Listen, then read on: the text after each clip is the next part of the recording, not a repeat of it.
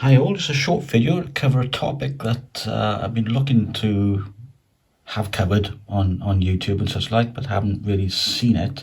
It's use of a base M1 MacBook Air with development tools like Visual Studio and Xcode and Visual Studio running in Xamarin. Quite interested to find out how it handles it, and yeah, we're gonna quickly find out.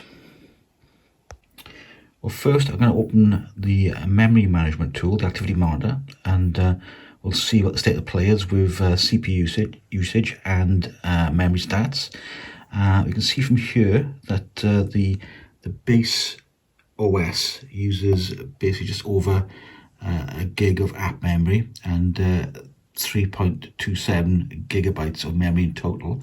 And swap used is quite stable there, so it's not actually kind of paging much.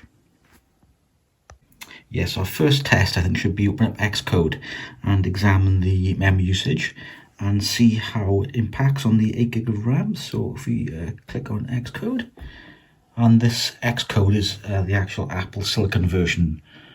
So if we just look at a project we created earlier on, just a quick base project. So open that up.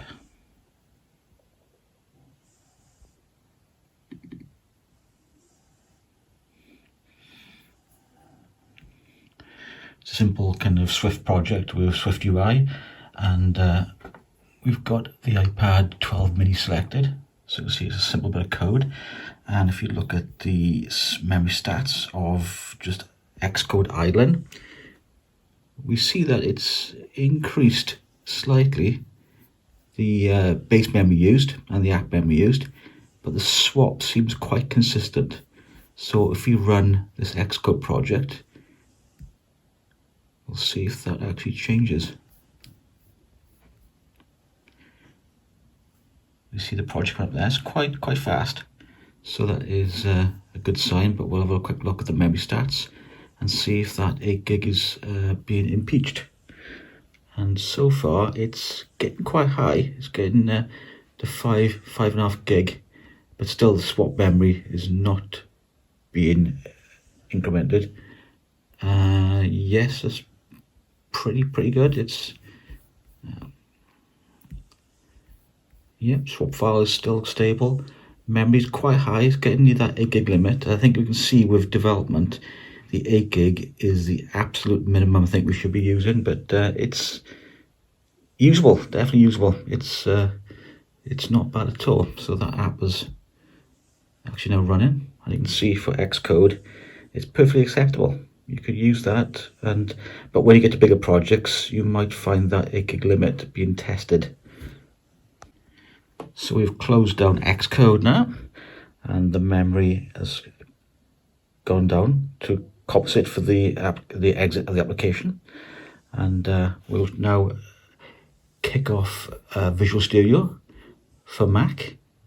Not Visual Code, it's Visual Studio. This is the full dev environment, which includes the Xamarin framework, which includes iOS and Android development framework.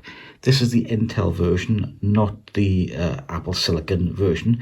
I gather the Apple Silicon version is in the pipeline, but as far as of today, we're stuck with the Intel version, which is going to be a bit slower because it's interpreted via Rosetta 2, and I assume the memory management might not be optimal as well. So we'll have to bear with what we find, and hopefully, fingers crossed, it is usable. Before I run the code itself, I have to excuse the snoring. It's not me, it's actually the dog actually and the chair sleeping. So as long as you can phase that out, we'll be okay. So if I go and run the project now, it'll invoke the iPhone mini, the 12 mini emulator. I can see the project is sparked to life. It's quite a sizable project, so it'll give you an idea that you can actually develop proper projects on this machine. And if you look at the memory usage, the swap limit has slightly gone up. The the app has actually sprung to life, so it's actually functional and working. But we can see we're actually 5.5 gig, which was similar to the Xcode project, but we are using more swap memory, which is pretty on the limit now of what you would be comfortable with from a memory management point of view. But you can see it's running it quite comfortably, and this is our major area of concern is the memory management, but also you've got the CPU as well, which is quite lightly taxed, and this M1 is a beast. It handles all that's thrown at it. So the only dilemma you've got with these sort of laptops is, if you've got the budget, is the SSD size, and probably the main bone of contention is the memory. So that's one thing you should weigh up when buying one of these machines for development. And just a note on the processor being used, as this is a Visual Studio and a Xamarin framework. If you look at the memory management and look at the biggest offenders for memory usage, we see that Visual Studio is up there with just over 0.5 gig. The actual the app itself, the iOS app, is quite large in conjunction with the emulator, but basically it's not ridiculously large considering it's a container framework with debugging functionality. And yeah, you see the swap file has not moved massively. CPU is very, very lightly taxed. Yeah. And normally you would run code either on an emulator or a real device, but an emulator obviously has an impact because it's a hypervisor on a physical device, so you're gonna have that impact on such a small machine. But this hasn't been that bad, so for development this is a really good machine. It's usable. It's not as bad as I would have thought it would be for 8 gig. On an Intel machine, 8 gig would be a massive bottleneck, but on this it doesn't appear so. But for future-proofing, as it's 16 gig would be probably the way to go if you can afford it, but it's not a deal breaker. It's still workable.